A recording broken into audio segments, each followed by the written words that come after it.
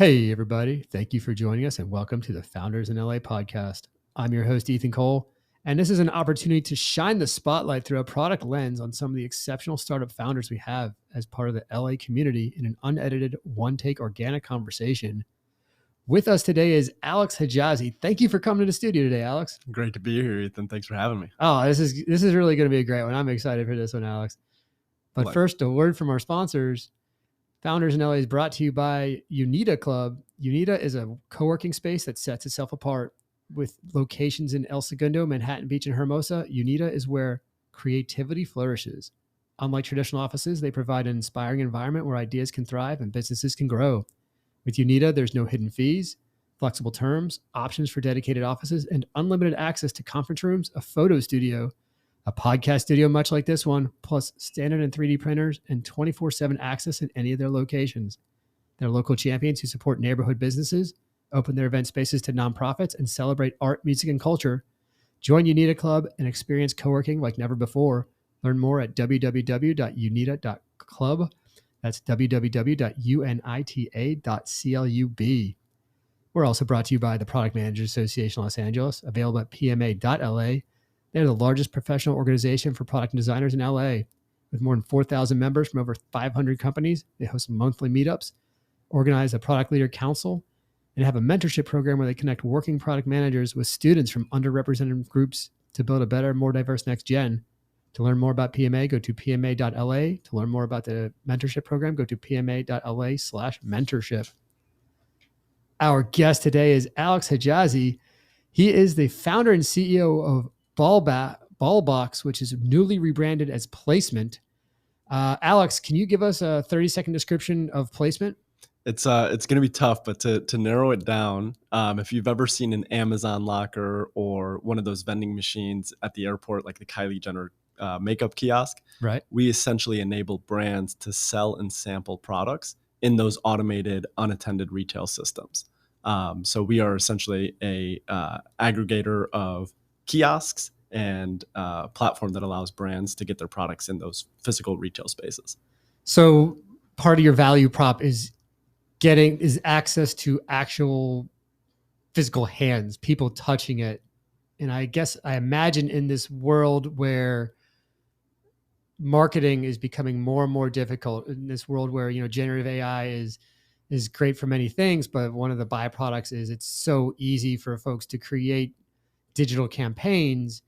We're starting to see a little bit of it now. It feels like in the coming years, we're just going to get inundated and blown away by the volume of digital marketing materials that will come our way from every aspect.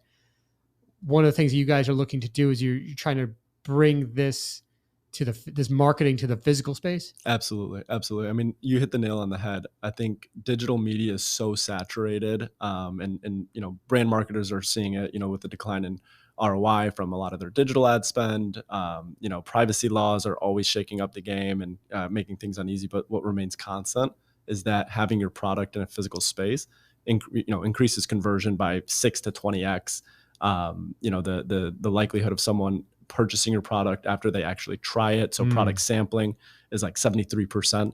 So just being able to touch, feel, and experience a product in, your everyday life, we think is a significant competitive advantage for brands to get their products and kind of build a rapport with their end consumer. So that's kind of what we're, our mission is. And, if we took a step back and kind of looked at the evolution of how we got there, because we used to be in the kiosk space ourselves. So developing kiosks for consumer product rentals. Okay. We would, develop, an Amazon locker styled kiosk, but sell it to the Marriott for chairs, umbrellas, beach gear rentals. Okay. City of Chicago Parks, same things. And then we continued to evolve. We ended up getting into the multifamily space, so apartments, allowing, residents to rent VR systems and paddle boards and things that they need. And then one of our clients asked if we could do package management.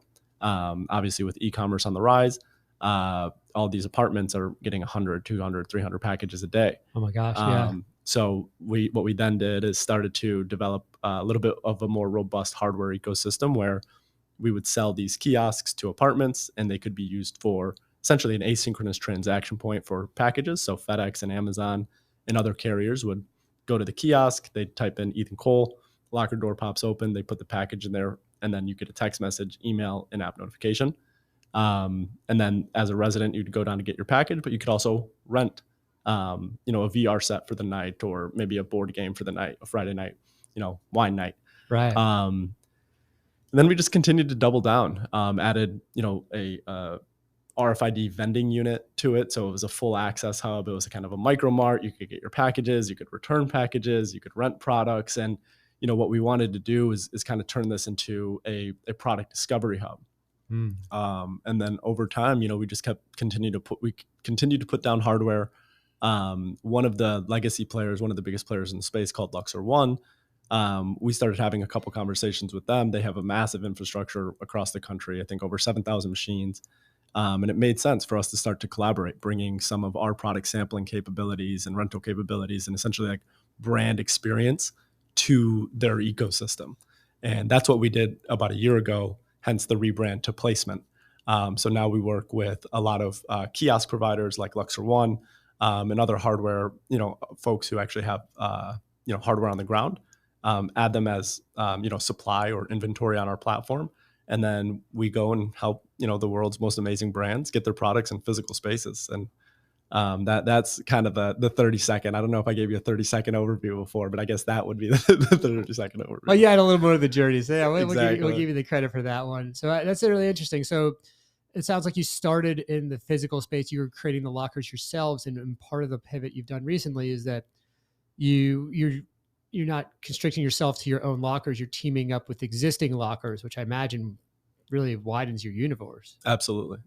It allows us to become, a global company. Obviously, we want to, continue our nationwide expansion, but it one eliminates, like you said, the constraints of only having access to our own hardware. And then, on the other side of things, all of these kiosk players, they want more utilization. They want to increase utilization. They want to increase monetization on their infrastructure. They want to increase, user experience. And we kind of hit the nail on all three of those points there. So whenever somebody is going to a Luxer One locker to pick up a package, not only are they getting their package safely and securely, but they're also able to, find the next product that they're going to come to love and pick up, a bottle of Branch Basics that you might see in the back, or, a can of Liquid Death. And so on and so forth. So that's kind of the evolution, and we're just in the inception. So right now, really focused on package management infrastructure. So like package kiosks.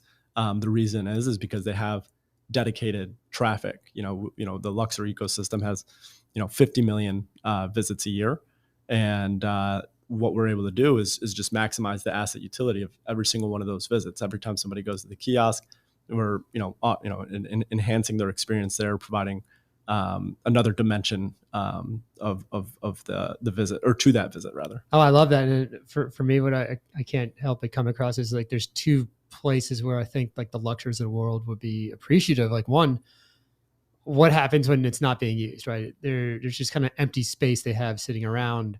No one likes having white space in their business. And then the other place is like, additional revenue stream. Like, hey, that's not why we built this, but if you're telling me that there's additional revenue streams we can do by simply doing the same thing we're doing today, you're going to help us out. Phenomenal. I love it. How did you come to dedicating your life to this project? Well, this goal? That's a loaded question. I think, okay. I think I always knew I wanted to, ended up starting my own company. I kind of grew up in a family entrepreneurs. My dad had was in the restaurant, and then, clothing and perfume business, and mother had a janitorial company. So, I was 4 years old, chopping tomatoes and, cleaning bathrooms. So put them to work. Yeah, literally. It was, free labor until, until they could make their own money. But, I was just immersed into my parents both having their own businesses, and I knew it was something I wanted to do one day, but I didn't want to do it on the small scale that they were doing. They were, had their own small businesses, maybe a couple employees here and there. And at that scale of an organization, there's a lot of stress, there's a lot of risk. And I knew I kind of wanted to take it to a much bigger scale. So went to school, studied finance at Michigan State, and worked in banking for the early years of my career. Ended up moving up to a fintech startup, and I was just always, toying with different ideas, Mm-hmm. seeing the feasibility of it, and nothing really felt worth dedicating my life to until I kind of came across this kiosk idea. And like I was saying earlier, the initial iteration was beach gear rentals. I was just I was, a new Chicagoan, and I would go to North Ave Beach. You have like 3 months in the summer where you can actually be outside and enjoy yourself. Right. So I'd go to the beach, but I like didn't have chairs, umbrellas, speakers, footballs, and I just moved there. It's like all the stuff in my parents' garage. It's a hard thing to own in Chicago too, right? You're going to own a beach chair that you're going to use for 3 months of the year. And like, Exactly. when it's 0 degrees out, like you stare at your beach chair, like, why do I buy this? why do I live here? Yeah. Yeah. So, and the other thing is like lugging it there. Like, you're going to take an Uber to the beach, and you're going to Right. throw it in the trunk, and then Right. you're going to be holding it. It was a headache. And this was around the time where Bird Scooter started to really gain national presence. And I just thought that there needed to be a similar, kind of like item sharing infrastructure to, what they were doing on the mobility side with bike sharing and scooter sharing. I thought there needed to be something similar with consumer products. The other kind of like motivation here is always kind of trying to steer the economy or push the economy towards aggregate efficiency. So the circular economy was something that really interested me, really interested me at the beginning. And I think as things carried on, getting into the package management side of things and the last mile side of things, they all kind of tied together in terms of just improving and enhancing the efficiency of getting a product from A to B. And that's kind of what I did growing up, and with a lot of different ventures, working with my dad in the perfume business, starting my own businesses. And growing up, I was doing fish tank installation and maintenance, was breeding like rare African cichlids. But yeah, that doesn't really have anything to do with aggregate efficiency or moving products A to B. But it was kind of like ingrained in you that you were kind of searching for the right thing, and then it just kind of clicked for you. Yeah, I think I would, at lunch, with my first couple jobs, I would be, I think one of the businesses I wanted to start was a candle company, and, talking to suppliers and seeing the feasibility. Do the unit economics make sense? Do I really actually want to, start selling candles? And Right. that was just like one of, many, many ideas that I would tinker with at lunchtime. And I just figured that, when I got the feeling that, okay, this one actually, this idea has, ability to scale, globally. Right. It's solving a real pain point, and it actually, it's actually enhancing. It's a product that will enhance the way that we experience life. And I think, if you look at a lot of the, the big marketplaces like Airbnb or Uber, like these are, transformational products that and services that were released in the market. And I felt like that that was what I wanted. That's how I knew that I should dedicate my life to this. Is can this be a transformational product in terms of how we interact with and how we interact with a particular service or product in our everyday lives? And everybody gets packages, everybody buys stuff, and we're kind of changing the way that people discover how they buy stuff, instead of just being inundated digitally. I feel like everyone now on Instagram is a influencer. Everyone's telling you to go. You open Instagram, you're trying to see what your friends are up to, and they're just telling you to go buy this or go here and go to this restaurant. So it's I feel like a lot of the genuineness in kind of that social realm kind of has left. But there's nothing better than someone giving you something for free. Oh yeah, and where you're already going, it's like that old saying where it's meet the customers where they're at, and I think you've found an innovative way to do that. Where 50 million people or there's 50 million transactions at these kiosks every year. Why not open it? Why not open another door over and maybe discover a product that maybe you've heard of and are interested in, or exactly something you weren't thinking of, but like, I don't know, I'll give it a shot. Like everyone likes free stuff, and exactly to your point, what better way to get them introduced to your new product than getting it in their hands and letting them test it first by themselves. Absolutely. Well, trying to grand this back in LA, it sounds like you started in Chicago, and I know you're recently in LA. I think it's been like a little over a year. Yep. What is the most LA thing that you've experienced now that you are a founder in Los Angeles? I've got two good ones for you here. One, I play basketball at Ed Reed Park in Santa Monica. Okay. Adam Sandler's always there. So okay, that's a good one. The first time I saw that, I was like, what is going on here?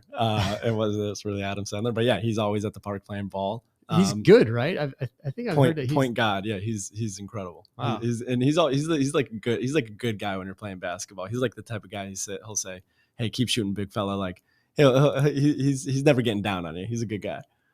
Have you played with him on your team? Yeah. Oh, that's incredible. All right. That's good. All right. So what's the next one? Because the first one is phenomenal. Yeah. I don't know if that much can top that, but the second one is, so when we first started kind of this new pivot of ball box and heading into placement, one of the problems we faced was lack of integration with our partner. Okay.